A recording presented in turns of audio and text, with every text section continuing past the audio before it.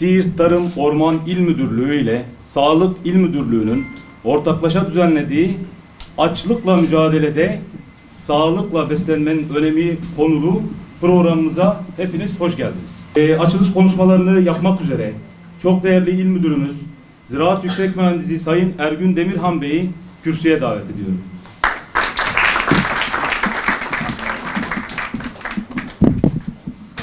Yeryüzünde hiçbir insanın, özellikle çocuklarımızın gıdasız kalmamalarını diliyoruz ve hep dua ediyoruz. Birleşmiş Milletler Gıda ve Tarım Örgütü FAO, Dünya Gıda Günü'nde açlıkla mücadelede sağlıklı beslenmenin önümüne dikkat çekiyor 2019 yılı programında.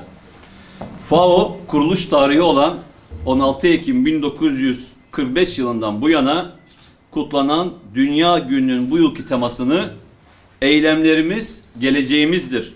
Sağlıklı beslenme ile açlığa son verilmiş bir dünya" sözleriyle belirlemiş.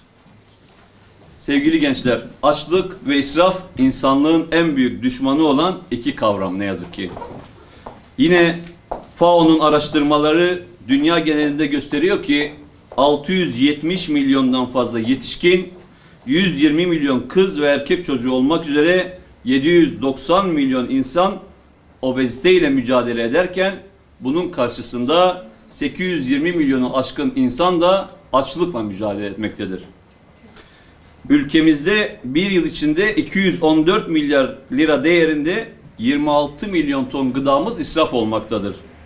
Günde yaklaşık 5 milyon, yılda da 1,7 milyar ekmek, 25 milyar değerinde 12 milyon ton sebze ve meyvemiz israf olmaktadır. Dünya genelinde israf edilen bu gıdayla 3 tane dünya nüfusu insanımız beslenebilecektir. Hepinizin bildiği bir şeyi size tekrar hatırlatmak istiyorum. Sağlıklı beslenmek için fast food tarzı yemeklerden ve asitli içeceklerden uzak durmanızı özellikle istirham ediyorum.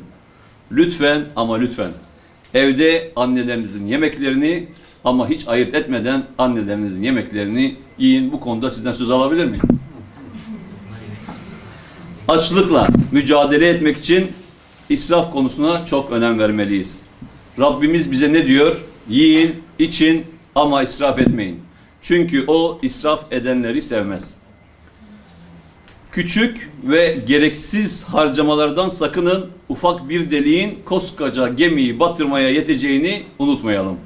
Ve son olarak sevgili gençler, israf etmeyin diyorum. Yaşamınızı, zamanınızı, sevginizi ve saygınızı, en çok da hayatınız boyunca hoşgörünüzü israf etmeyin. Her şey gönlünüzce, gönlünüzdeki de sizin için en hayırlısı olsun. Kendinize iyi bakın. FAO 2019 yılı teması olarak sağlıklı ve sürdürülebilir beslenmeyi herkes için ulaşılabilir kılma olarak belirlenmiş olup bu yıl Dünya Gıda Günü "Eylemlerimiz geleceğimizdir. Sağlıklı beslenme ile açlığa son verilmiş bir dünya" sloganıyla kutlanmaktadır. Gıda güvenliği ile yeterli ve dengeli beslenme konusu Türkiye'de de gün geçtikçe önemini arttırmakla beraber bu noktada çiftlikten sofraya kadar ürünün her süreçte kontrol ve denetiminin insan sağlığı açısından büyük önem taşıdığı üzerinde durulması gereken önemli bir halk sağlığı sorunu olarak karşımıza çıkmaktadır. Burada biz sağlıkçılara düşen en büyük görev, yeterli ve dengeli beslenmenin bir bileşimi olan sağlıklı beslenmeyi toplumumuzun her kesimine, özellikle de geleceğimizin mimarı olan gençlere bir yaşam tarzı olarak benimsetebilmeyi hedeflemek, bu konuda destekleyici ve yol gösterici olabilmektir. Hepinize sağlıklı yarınlar diliyorum. Çok teşekkür ederim. Dünyada her yıl bütün dünya nüfusunu doyuracak kadar gıda üretilmektedir. Bu gıdaların da çoğu israf edilmektedir. İnsanlık her yıl dünya nüfusunun tamamını besleyecek kadar gıda üretiyor. Ne yazık ki üretilen ürünlerin 1/3 yani 1,5 milyon ton gıda finansal, teknik sınırlar ve gıda önlemlerinin alınmaması nedeniyle yok oluyor. Arkadaşlar bunları biliyor musunuz? Mesela 820 milyon insan açlıktan müzdarip. Buna karşın 670 milyon kişi yetişkin ve 120 milyon erkek ve kız çocuk da obez. Yine aynı şekilde 149 milyon 5 yaş altındaki çocuğumuz bodur ve 49 milyon da israftan etkilenmekte. 40 milyon 5 yaş altı çocuğumuz da kilolu.